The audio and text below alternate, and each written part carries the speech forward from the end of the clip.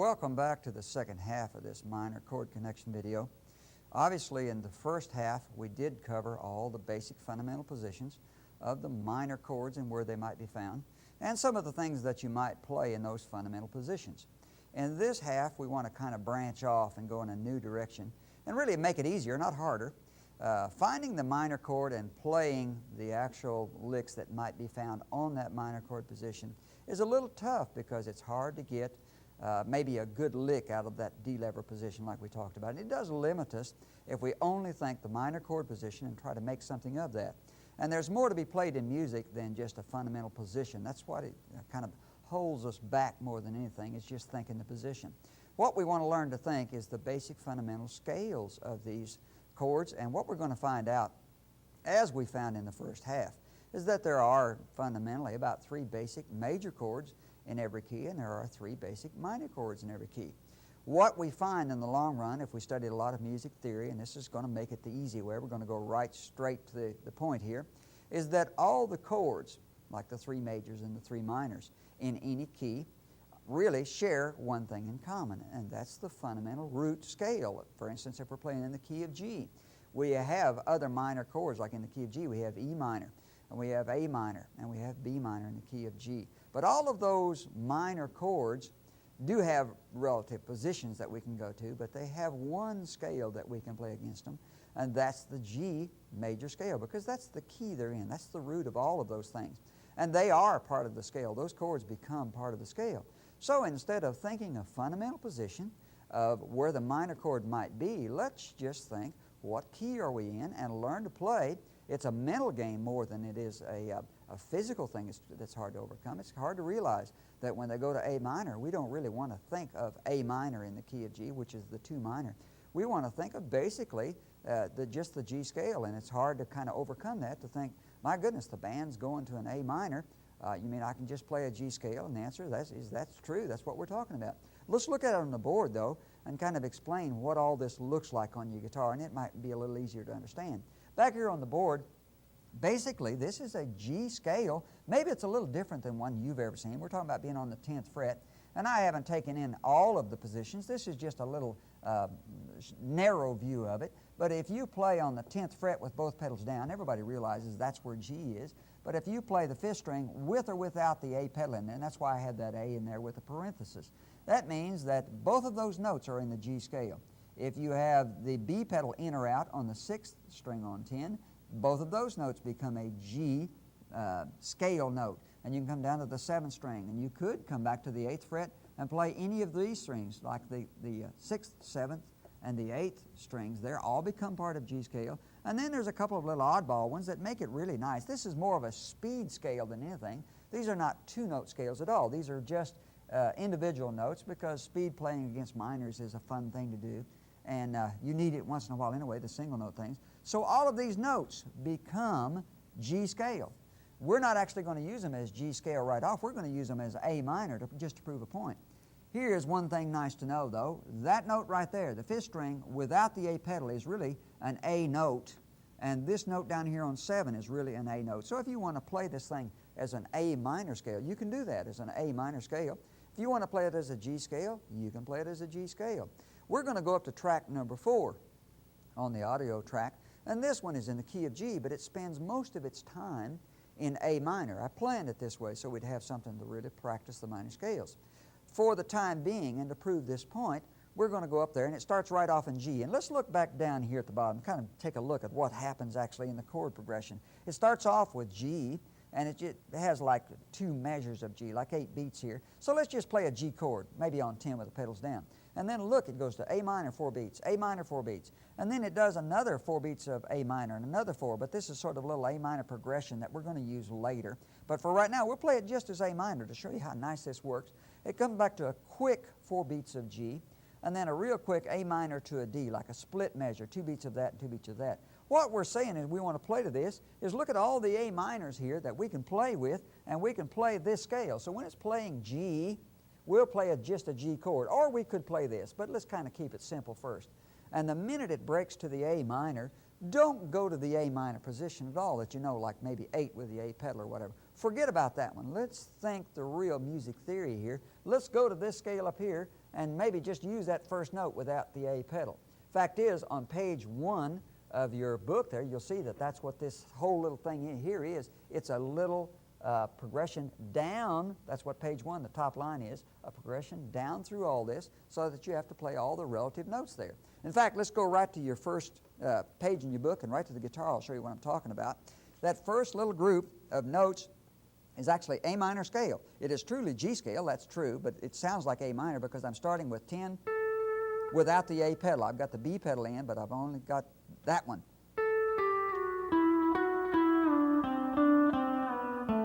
And that's what the whole first line sounds like. And that's what you have as A minor. Now you can turn that around and go backwards if you want. Now you can play around with that and improvise any way you want to.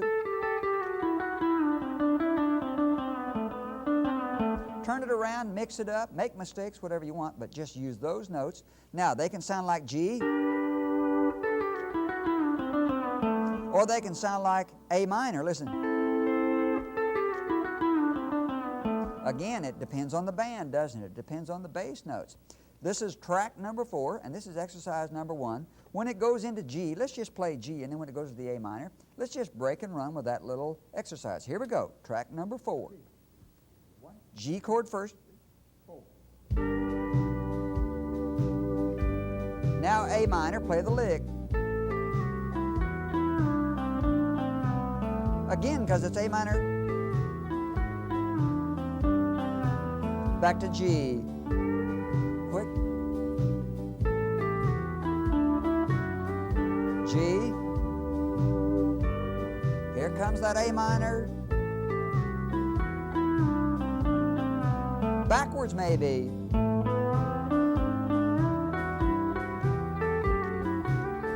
G.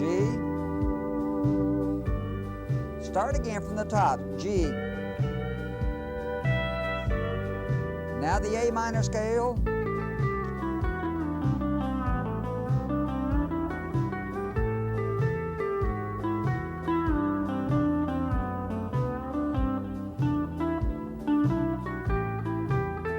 G chord. Here comes that A minor.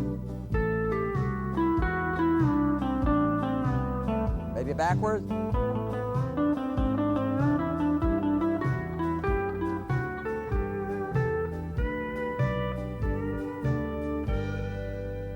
What we're getting there is really a true G scale. Don't let it fool you there. That's pure G scale. But when the band goes to A minor, it sounds like A minor, doesn't it?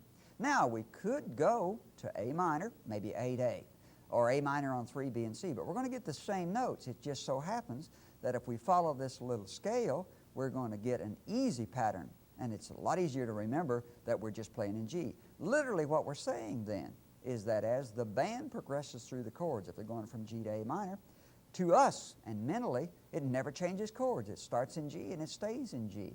We trust in the fact that the band is going to play the right bass notes, they're going to play the right melody, and they're going to play the right chords back there, and it makes our part sound right.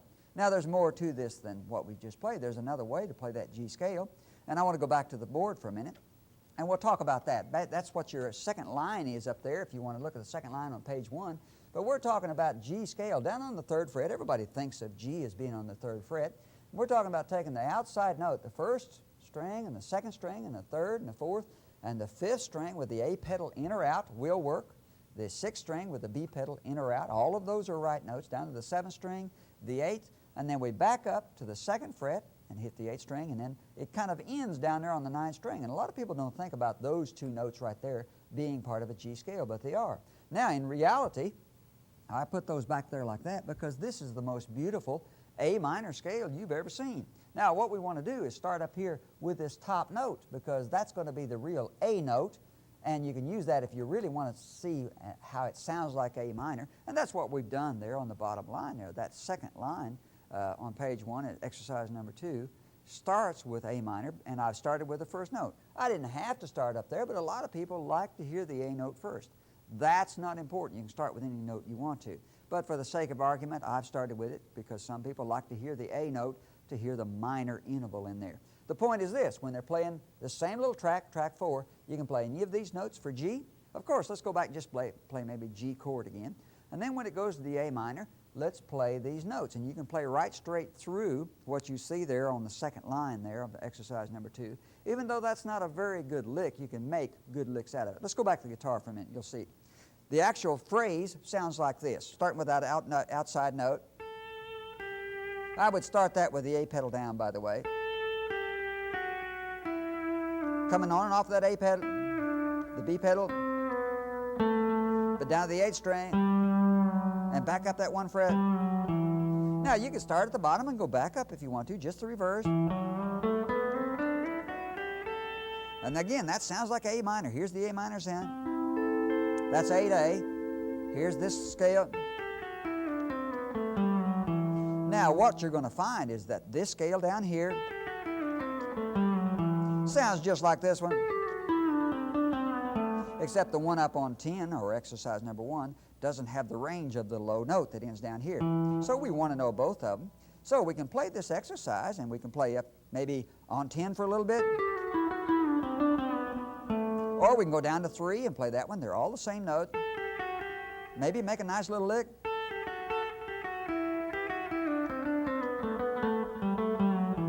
Any way we want to mix it up, we can make this sound like A minor. So here we go with track number 4. This is exercise number 2, and we'll combine it with number 1.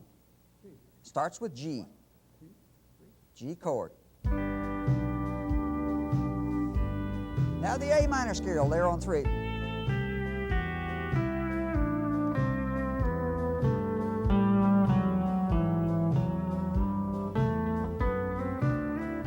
Back to G. G. Here's that A minor scale.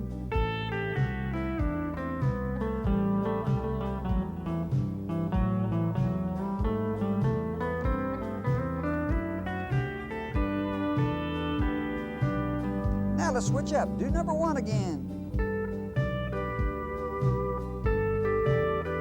A minor. Maybe down low.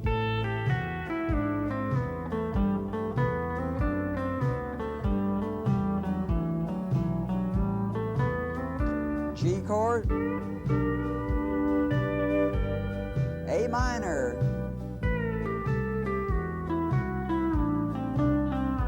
Low.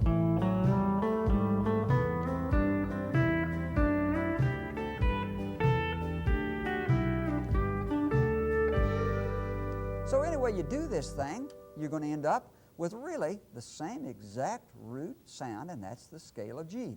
So really what we've done here is we played G scale from beginning to end. We've started with an A note, which is the second tone in the scale, that's all, and it becomes the sound of A minor. But that isn't what made it that sound. The sound is what the band was playing, wasn't it? And understanding that we can play that same root scale. So chasing the minor chord is not what we're after here. We're not trying to remember that A minor is on 8A, so go to 8A and play something. Or we're not trying to remember that A minor is on maybe 3 with the B and C pedals, so go there and play something. It could be done, but we don't want to do that because it's so limiting to do that. The main thing to remember is that there are 3 relative minors, and this scale, the G scale that we're playing right here, will fit them very well. Try this and we'll come right back. We've got a couple of the exercises that makes this even more fun.